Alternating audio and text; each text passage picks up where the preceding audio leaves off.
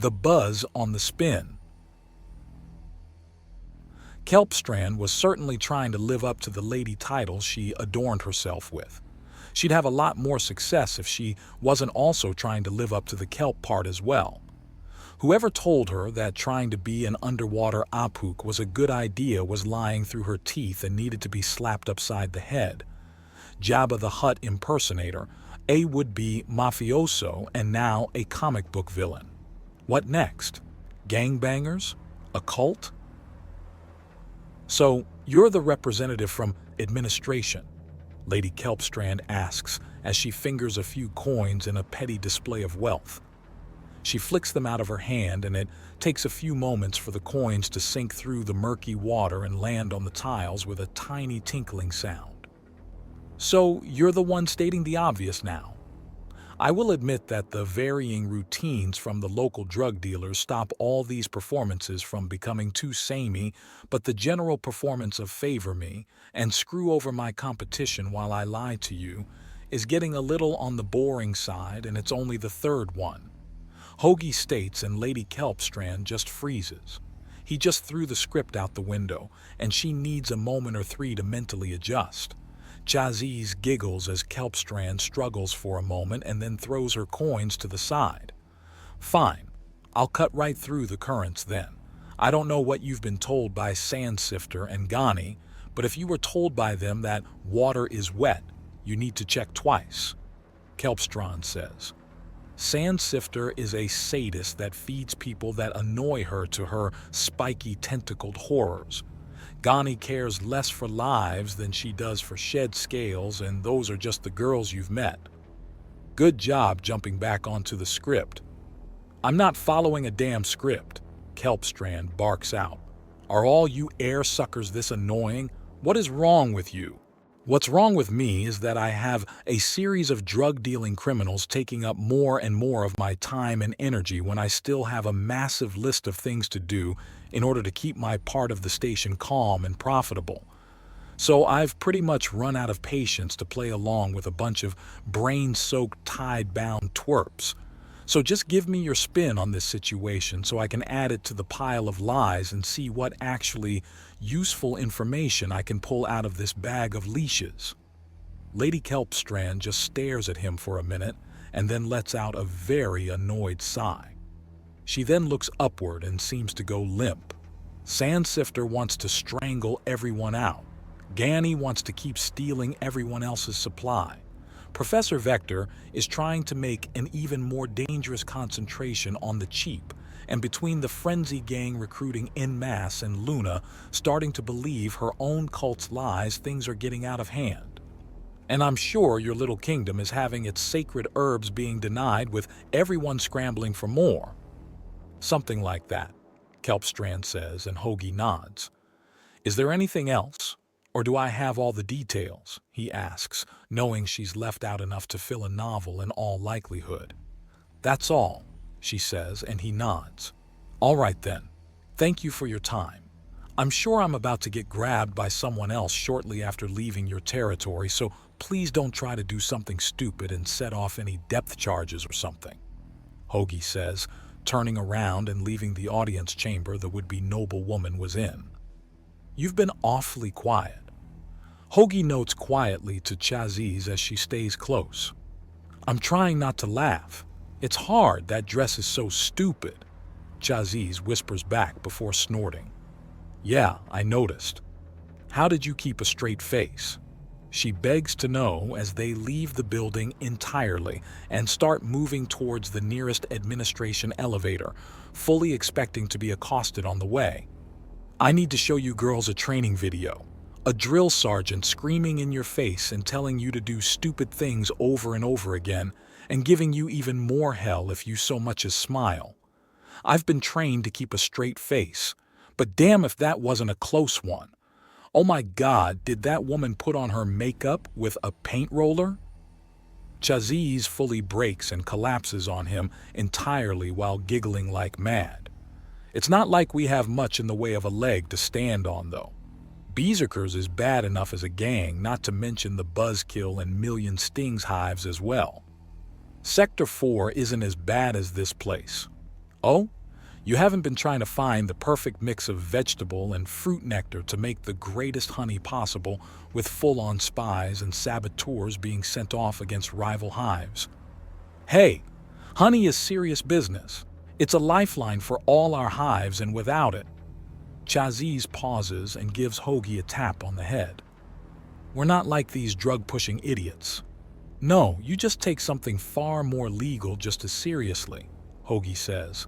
Hey, she says, landing on his shoulders and then sitting to ride on them.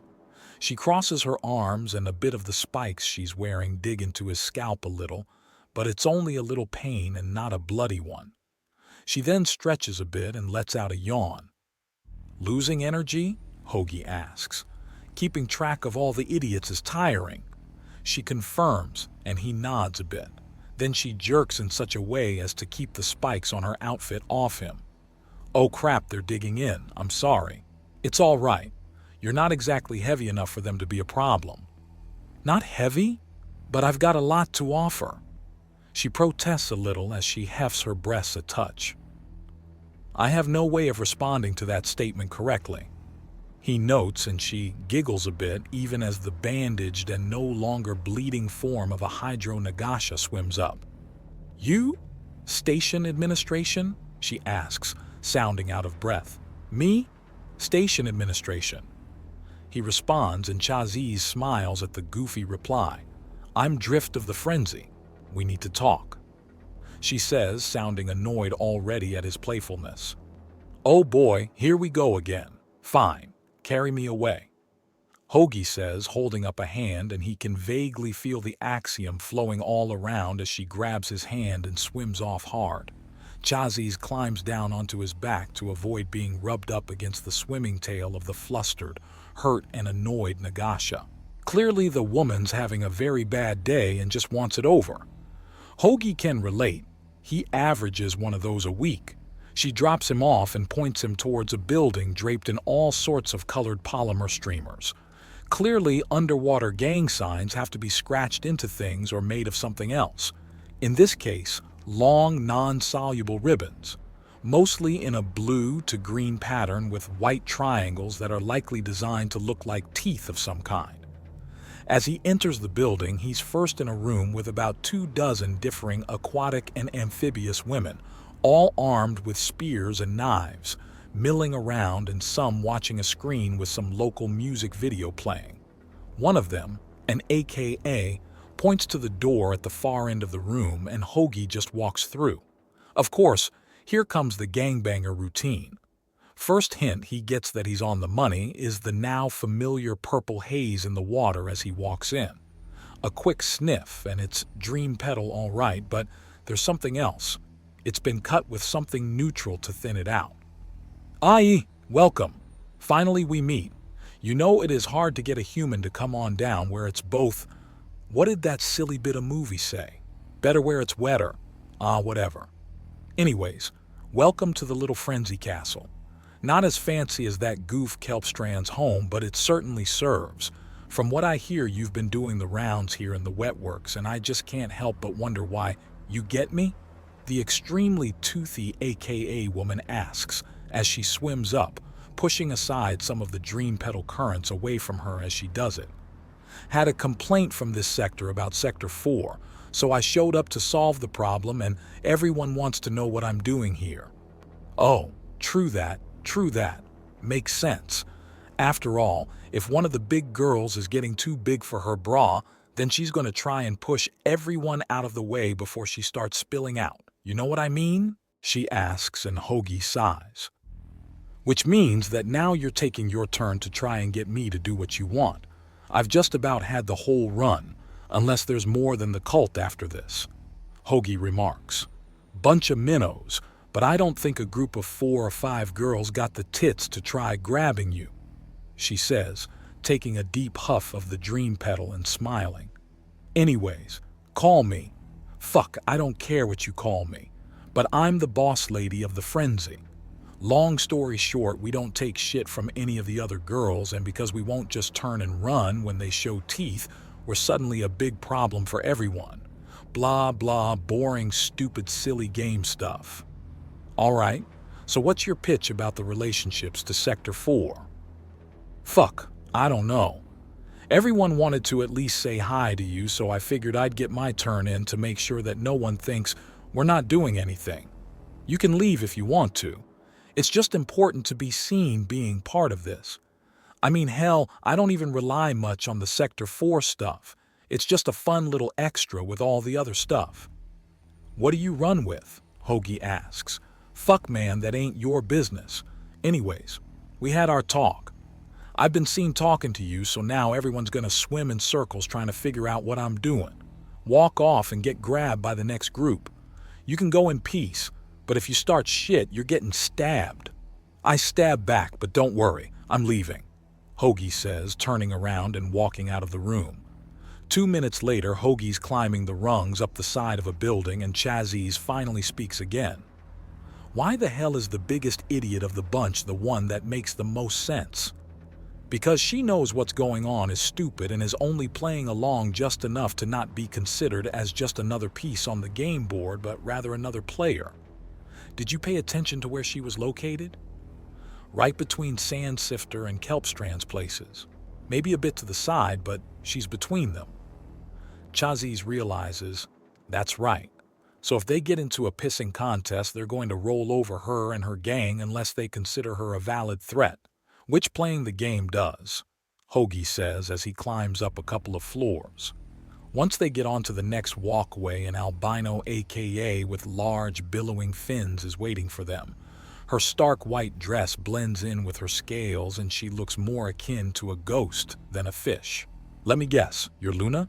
I am, she says in a dreamy voice. You are the administrator, are you? Annoyed with the pauses? Yes. Hoagie cuts her off and she doesn't react with anything but a slowly widening smile. There is no pause, merely careful thought, Luna states. I take great care so that there are no unfortunate misunderstandings. So you're so dumb you can't talk at a normal speed without sounding stupid, Chazzy asks. And surprisingly, there's no angry outburst from the spirit like AKA. Luna intones very slowly, swimming around them both as she regards them. Everyone has stories. Everyone speaks in their own ways, she says in a dreamy tone. Are they going to take the dreams? Oh, something's going to happen. Now, is there anything you actually want, or are you just here to talk slowly to me and burn up more of my time? He asks her and she lets off a gentle, breathy laugh. You can go, she says, drifting away without really moving her fins, and Hoagie continues on his way. Bet you any money she thought she looked really cool doing that, Chazzy says. Suckers bet. Hoagie responds as he finally crosses the last 100 meters and right through the atmosphere barrier and into the little lobby in front of the administration elevator. So, what do you think is really happening? Chazzy asks. I need to speak to Demon first. Big man can steal your soul on a contract, so you bet that if there's anything on official paperwork to be found, he's already got it, Hoagie remarks as the elevator door opens. But part of me wants to say this is just bullshit as usual, but I need to know for sure.